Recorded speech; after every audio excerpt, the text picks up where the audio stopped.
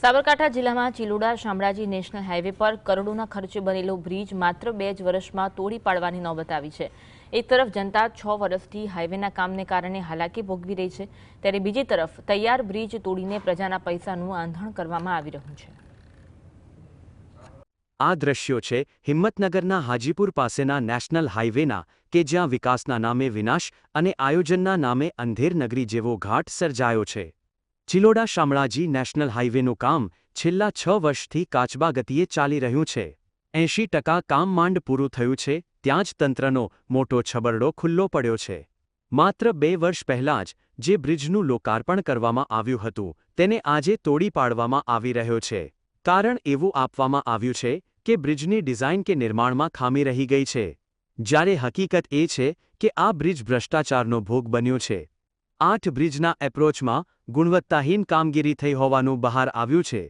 Bridge બનવા દરમિયાન approach બનાવતા ઉપયોગમાં લેવાયેલ ફિલિંગ મટીરિયલ, પુરાણ સામગ્રી, થયેલ કામ વગેરેનું નિરીક્ષણ કરનાર સુપરવાઇઝર એન્જિનિયર વગેરેની બેદરકારી બહાર આવી છે। દ્રશ્યોમાં ઠેર ઠેર બ્રિજની નબળી કામગીરી સ્પષ્ટ જોઈ શકાય છે। આવવા જવાની બહુ મુશ્કેલી પડે છે અને ગામ બંને બાજુ છે। શાળામાં બાળકો જતા હોય, મંદિર મહાદેવની અંદર જતા હોય, આ લોકોને બહુ જ મુશ્કેલી પડે છે ઊભી। સરકારને જે કોન્ટ્રાક્ટ આપ્યો હોય એમાં બધો ભ્રષ્ટાચાર ચાલે છે, એના લીધે પુલ બરાબર બન્યા નથી અને બન્યા ત્યારે બી હેરાન થયા અમે 1-2 વર્ષ સુધી, અને ફરીથી પાછું તોડવાના આવ્યા 1 વર્ષ પછી અને પાછું હેરાન થવાનું આવ્યું।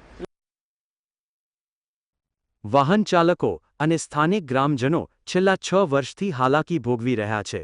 કરોડો રૂપિયાના ખર્ચે બનેલા બ્રિજને તોડીને ફરીથી બનાવવામાં આવશે, જેનો સીધો બોજ જનતાના ખિસ્સા પર પડશે।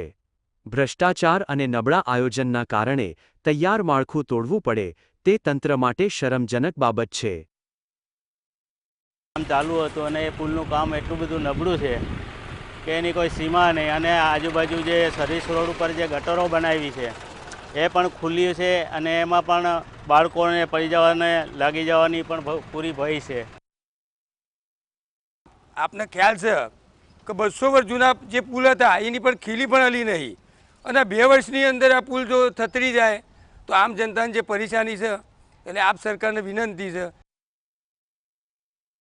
હાલ તો આ બ્રિજ તોડવાની કામગીરી પૂરજોશમાં છે, પરંતુ આ ઘટનાએ અનેક સવાલો ઊભા કર્યા છે। શું આ નુકસાનની વસૂલાત જવાબદાર એન્જિનિયરો કે કોન્ટ્રાક્ટરો પાસેથી કરવામાં આવશે, કે પછી સરકારની તેરી ભી ચૂપ મેરી ભી ચૂપની નીતિ ચાલુ રહેશે? જુગનુ રૂપાલી, GSTV સાબરકાંઠા।